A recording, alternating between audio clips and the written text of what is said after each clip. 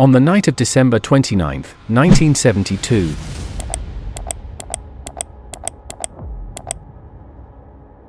Eastern Airlines Flight 401 was on a routine flight from New York to Miami. The plane, a Lockheed L-1011 TriStar, was carrying 176 people on board.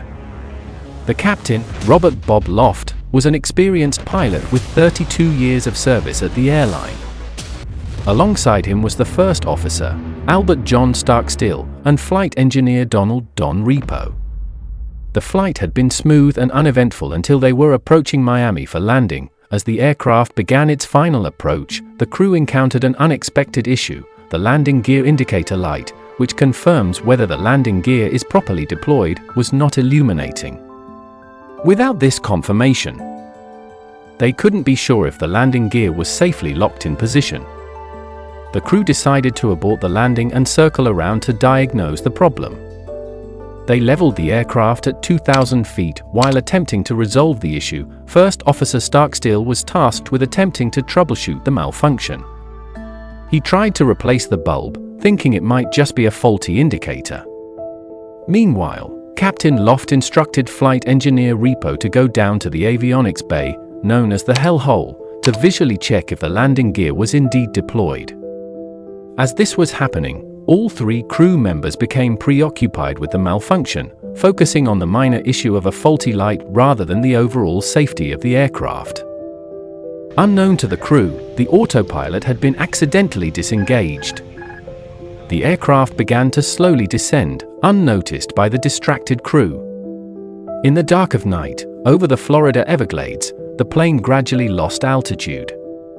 An alarm should have sounded, warning them of the dangerous descent, but it either malfunctioned or went unnoticed amid the confusion in the cockpit. 2 minutes later, the plane had dropped to 100 feet, dangerously close to the ground. Captain Loft finally realized the descent when it was too late, uttering his final words, "We did something to the altitude." Just 10 seconds later, the plane crashed into the Everglades, around 30 kilometers from Miami International Airport. Rescue teams were immediately dispatched to the crash site. Despite the severity of the crash, 75 people miraculously survived, while 101 lost their lives. The aftermath of the crash was chaotic, with survivors trapped in the mangled wreckage in the swampy terrain. The crash investigation revealed that the cause was primarily human error. The crew became so fixated on a minor issue, a malfunctioning landing gear indicator light, that they neglected to monitor the aircraft's altitude, leading to an unintended descent. One might expect the story to end there, but what followed was even more mysterious and has since become a part of aviation folklore. In the months and years after the crash, there were numerous reports of sightings involving the deceased crew members, particularly Captain Bob Loft and flight engineer Don Repo. The strangest part was that these sightings were reported by Eastern Airlines employees and passengers on other flights, often flying the same model of aircraft that had parts salvaged from the wreckage of Flight 401. One such incident involved a passenger noticing a man in a pilot's uniform sitting silently in one of the seats. The man did not respond to any questions and suddenly disappeared when approached by a flight attendant.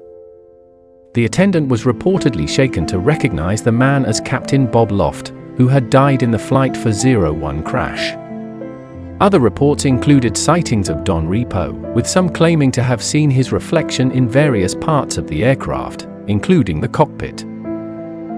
In another account, a flight engineer on a different Eastern Airlines flight claimed to have seen Don Repo warning about a potential fire hazard on the plane. Astonishingly, shortly after this eerie warning, the plane experienced an engine fire. Crew members also reported hearing strange noises and voices, with some even suggesting that these apparitions helped them avoid technical malfunctions or safety hazards.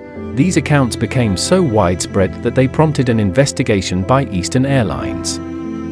The airline dismissed the stories as myths and overactive imaginations, but the stories persisted among the airline's crew members. To curb the rumors, Eastern Airlines eventually removed and replaced parts salvaged from the wreckage of Flight 401 that had been installed on other aircraft. Psychologists have suggested that these sightings could be attributed to mass hysteria or the stress and trauma experienced by airline staff following the crash. Another explanation is that the crew members experienced hypnagogic hallucinations, where they saw these visions while in a state of exhaustion or heightened emotion. However, to this day, the ghost stories of Flight 401 remain an unsolved mystery, captivating the imaginations of aviation enthusiasts and ghost hunters alike. The Flight 401 incident has been referenced in various books, documentaries, and even a TV movie titled The Ghost of Flight 401. Adding to the lore of this tragic yet mysterious event.